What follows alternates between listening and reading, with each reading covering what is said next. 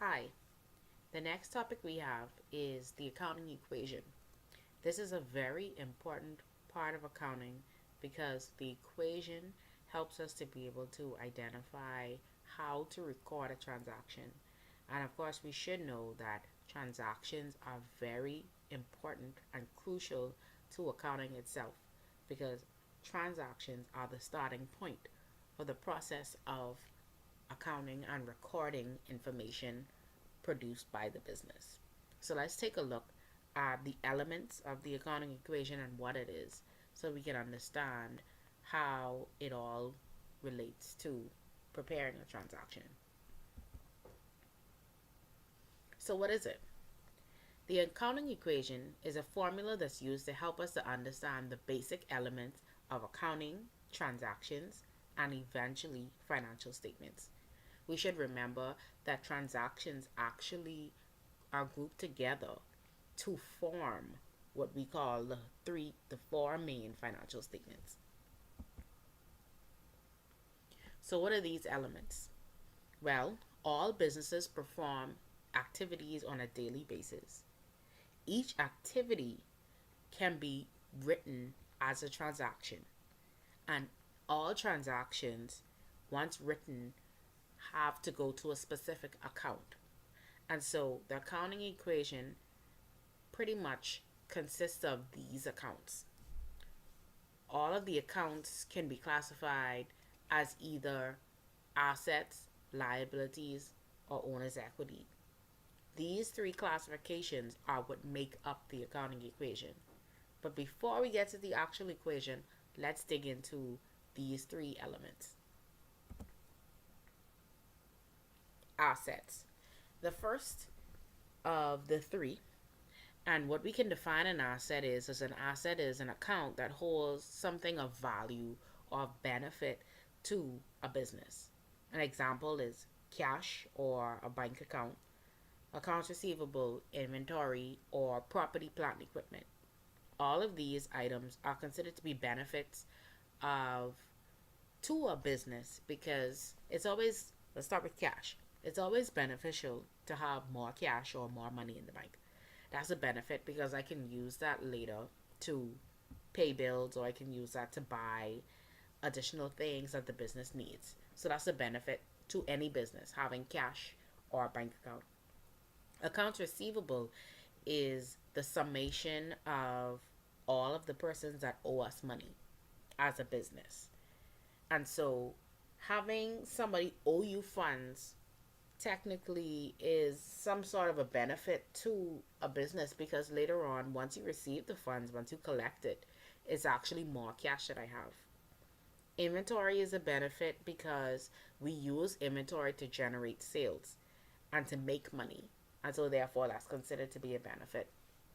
Property, plant, and equipment are all considered to be major items that companies normally purchase in order to get some sort of benefit in the future. So if I buy property and I build a building on this particular property, the benefit is that later on I don't have to pay rent and it's something that I own. If I purchase a vehicle or if I purchase a piece of equipment, these most likely will be used to help me conduct business and therefore it's a benefit. When we look at these asset accounts, we have to know that all any of the three elements can either be increased or decreased. Value can always either be increased or decreased. So, what increases an asset is when we obtain more of that asset.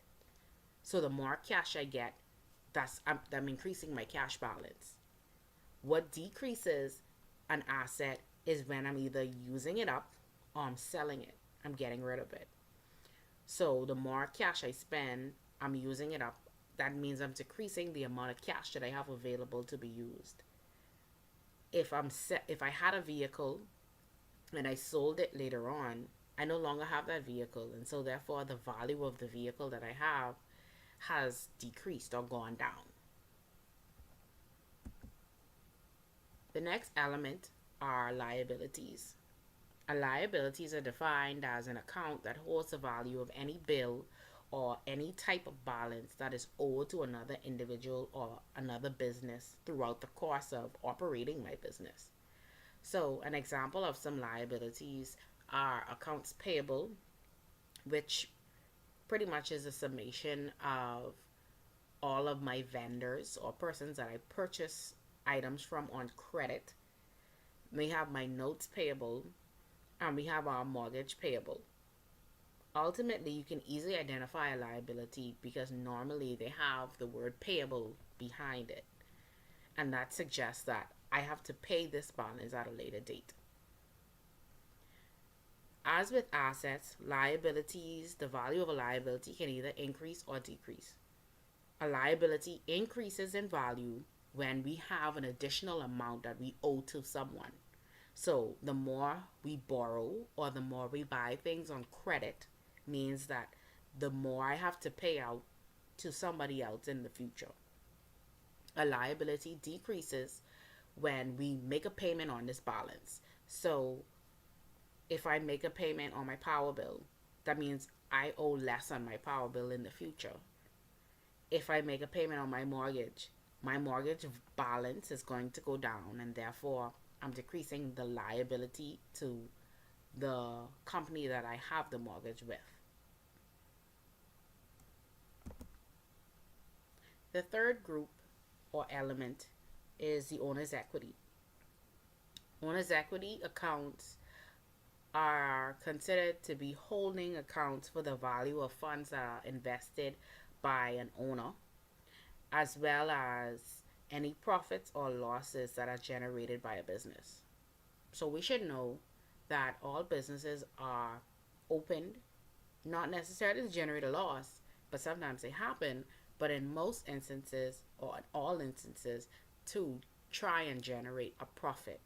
A profit is excess over your revenue has to be greater than your expenses. So what you get in from sales should be greater than what you spend in expenses.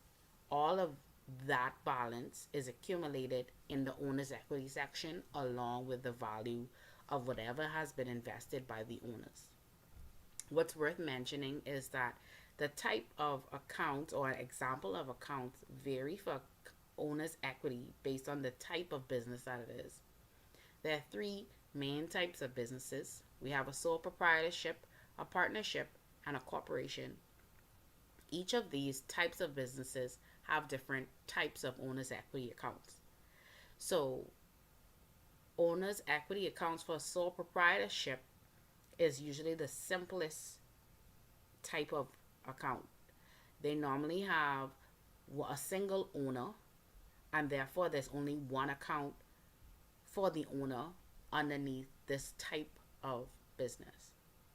For a partnership, it slightly varies in that with a partnership, you can have multiple owners that come together and agree to be in business together. And so when it comes to their particular account, each owner has a separate account. And so if there are 50 owners, then we'll have 50 owners' equity accounts for each owner. Each owner would have their own equity account. Whereas for a sole proprietorship, there's only one owner, so there's really only one equity account. For a corporation, this varies much more because corporations don't have accounts for the name of each owner. Because with corporations, they go by shares, there are normally thousands of shares that could be sold, and normally these are sold and bought by numerous people over numerous periods of time. So it's difficult to keep track of an individual's account based on who holds shares.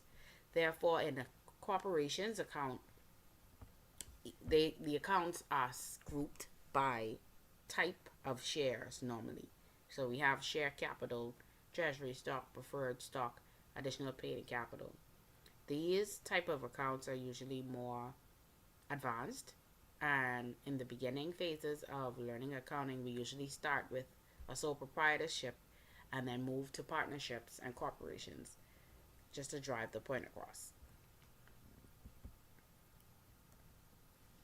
As with owner's equity, the value of the owner's equity section can increase and decrease just as with liabilities and assets.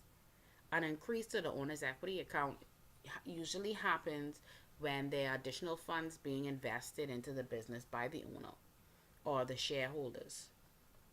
In the case of shareholders, what would happen is a company might agree to sell more shares than they have already sold in the past. And so that causes an increase in the value of shares outstanding and the value of shares that are most likely going to be sold. A decrease in the owner's equity section usually happens when funds are removed from a business and given back to the owners or shareholders. And so that can happen for an owner. They can decide to take money back and take money from the account and not necessarily pay it back, or in the form of partners and corporations. Normally you can get payouts based on your net income that's produced by the business, and they call those dividends. And so dividends and any payouts to owners normally decrease the value of owners' equity. So when we talk about increasing and decreasing these three types of account, we have to make mention of something that's very important in accounting: debits and credits. And so in accounting, accounts are usually increased or decreased by recording a debit or recording a credit. So debit, credit, what does it mean? Essentially, debits and credits just stand for the left side and the right side of an account. So think of an account as a T. Normally, what happens is anytime we want to increase the account's balance, we would record the amount on the respective side, either a debit or a credit, depending on the type of account that it is. And so just keep this information in mind, because we're going to get to this later on, but this is just for information purposes. When you hear the words debit and credit, and you'll find that they're abbreviated DR and CR. DR being credit, DR being debit, CR being credit. And so we finally come down to the actual equation. The accounting equation is assets equal liabilities plus owner's equity. And we should remember, or we can go back and we can see what each of these elements mean. And all of them come together in this particular formula that helps us to understand how accounting should balance. Assets, if you look at it, are on the left side of our equal sign. Liabilities and owner's equity are on the right side. And so that's very important, because that information tells us how these accounts can be increased and decreased. And so we're going to look at that in the next slide. But a point to mention, the owner's equity account is much more complex than the assets and liability accounts. Why? Because the owner's equity accounts not only hold the balances due to owners as their investment, but they also include revenues and expenses, which in other words come down to our profits and our losses. As we said previously, owner's equity accounts also keep an accumulation of the profits or losses that the business generates from its inception. So included in the owner's equity section of the equation would be revenues and expenses. Revenues are any sales that are generated by the business throughout its normal activities, and expenses are any costs that are incurred to run the business. So an example of revenues for A service business would be anything that you charge a customer in order to provide the service. An expense for that same service company could be any costs that are incurred in order to perform the service. So if my service is a vehicle repair, what I charge for the repair is considered my revenue. But anything that I use in order to repair the vehicle is considered to be a part of expense. So any oil, any tools, anybody that I pay to assist, all of that are considered to be the expenses or the costs to run my service business. And so when we think about revenues and expenses of a business, we have to think of the type of business to understand what could be considered a revenue and what could be considered an expense. But again, that's for later on.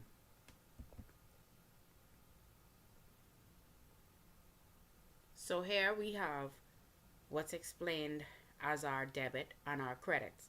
The left side is a debit, the right side is a credit. Each of the accounts are either increased or decreased by either debit or credit. And so we'll remember that one thing I did say about the accounting equation is that on the left side of the equal side are the assets, and on the opposite side, which is the right side of the equal sign, is liabilities plus owner's equity. And so what that says is that liabilities and owner's equity usually operate in the similarly, whereas assets usually operate opposite of the liabilities and owner's equity account. What I mean by that is, in order to increase the value of an asset account, we have to debit it. And in order to decrease the value of an asset account, we have to credit that account. And so for a liability and owner's equity account, the standard accounts, they do the exact opposite. To decrease the value of a liability account, we actually have to debit it. To decrease the value of an owner's equity account, we have to debit it. When it comes to increasing the value of these accounts, opposite to our assets, we actually have to credit them in order to increase their value or increase their balance. The way that we increase and decrease everything is going to come together when we start to talk about journal entries. And in the journal entries, we have to know specifically which type of account we're dealing with and what we want to do with that account. Do we want to increase it or do we want to decrease it? That helps greatly with preparing entries. And like you would have seen, journal entries are crucial to accounting because that's how we get the information into the system, through journal entries. I mentioned below also the revenue and expense accounts, which are sub-accounts of our owner's equity. They do not follow exactly how owner's equities transactions are done, so I included them here. Revenue accounts are usually decreased in value by a debit and increase in value by a credit. So every time we perform a sale and we have additional revenue, we would increase it with a credit. And whenever we maybe have to make a correction, because it's not very often that we decrease a revenue account, but if we have to make a correction and maybe a customer wants a refund and they don't want the sale anymore and we may have recorded it, then we have to post it as a debit. With the expenses are actually opposite to what happens with revenue. So whereas increasing revenue happens with a credit, decreasing the expense happens with a credit, and increasing the expense usually happens with a debit. And so this is just general information that is important. I would suggest you memorize this because this helps in order to put journal entries together. This is very, very, very important.